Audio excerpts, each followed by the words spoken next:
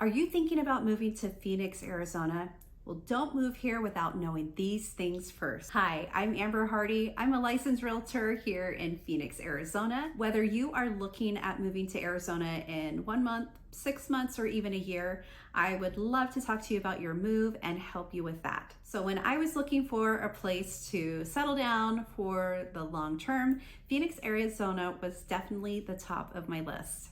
But my husband wasn't very convinced. He had never lived in Arizona before and wasn't sure about living in the whole desert thing. So it was up to me to educate him so that he knew what to expect when he moved to Arizona. So I'm gonna go ahead and tell you these tips and more coming up. Number one is not a surprise to anyone who knows about Arizona. From the months of June through September, we have 100-degree days, sometimes even up to 120 degrees. I'm not gonna lie, it's really hot. Make sure you have shades, use your garage if you can. Many people, this heat is just too extreme for them.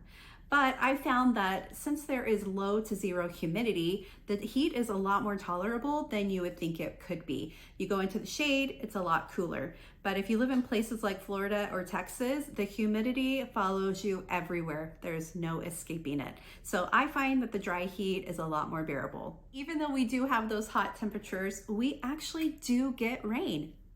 I know, it's a surprise to many people.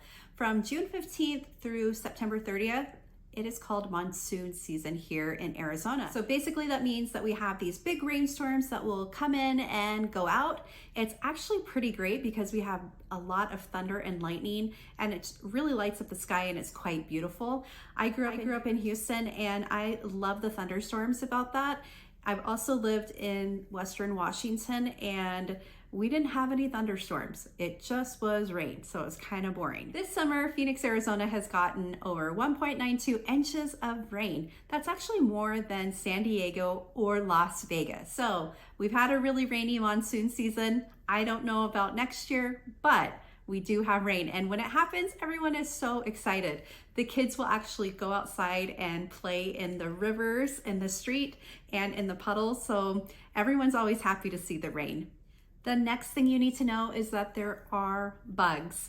I grew up in Houston, Texas, so I don't think that the bugs are anything compared to that, but I know for many people it is a concern. You have scorpion spiders, so they are quite serious, them roaming around your house. But there are things called pest control companies. They will come out every so often regularly to spray your house around the outside and the inside and make sure that those critters aren't getting inside, so I haven't had any problems. If you need to get around in the Phoenix area or commuting, I find that the freeway systems are actually really good. They're very planned out. We have the 101 loop and the 202 loop. They are wide, they're made well, they keep them up, they're well lit. And so for me, driving on the freeways here is not nearly as stressful as Portland, Oregon or Houston, Texas. So if you need to get around the city, I think that you're gonna find the freeway systems to actually be a pleasant surprise. And if you have an electric vehicle, you can actually drive in the HOV lane during the morning and evening commute, even if there's just one person in your car. So that is a great benefit. Number 5, from October to May, we have snowbirds that arrive in the city. These are people who are coming here from northern states just for our winter and their winter. They're in the cold and snowy places where they live for the beautiful sunshine and temperatures.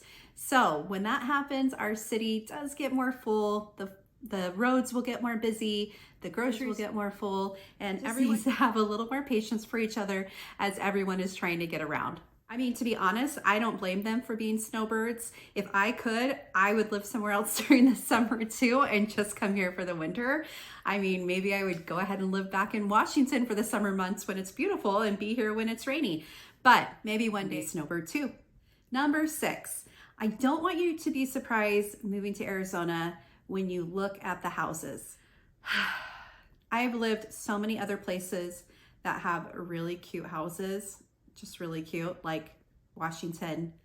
I've lived in Connecticut, even Houston with brick homes. When you come to Arizona, you might be a little disappointed because it's very beige and stucco. So the neighborhoods can look really monotonous. Every home kind of looks the same. I find that new neighborhoods are really trying to add variety and change it up, but I do want you to be prepared coming to Arizona that you might have a neighborhood that is just a little boring, and that's something that is sometimes hard to get used to. Another thing dealing with homes is that Arizona has small lot sizes. You might be surprised coming here because we have all this desert around, but you're actually not going to have a very big backyard normally. In master plan communities, subdivisions, the lot sizes are very uniform, all pretty much the same size. You're gonna be lucky to have a pool in your backyard. But if you are looking for a home with a bigger lot, like a ½ acre, an acre, that can be found. It's just going to take a little more searching, and it's going to have a higher price tag on it. In Arizona, when you are ready to send your kids to school, you will have a choice. You can go to the neighborhood that you're assigned to, or you could go to a charter school or a private school, or even another public school if your child has the grades and the behavior, and if they have enough room. But if you do go to a school outside your boundary, most likely you will be driving them, so just be prepared with that. Number 9, if you move here and you are missing the seasons like my husband is, don't be worried. You can actually drive just a couple hours to the mountains. We have Payson up on the Mongolian Rim.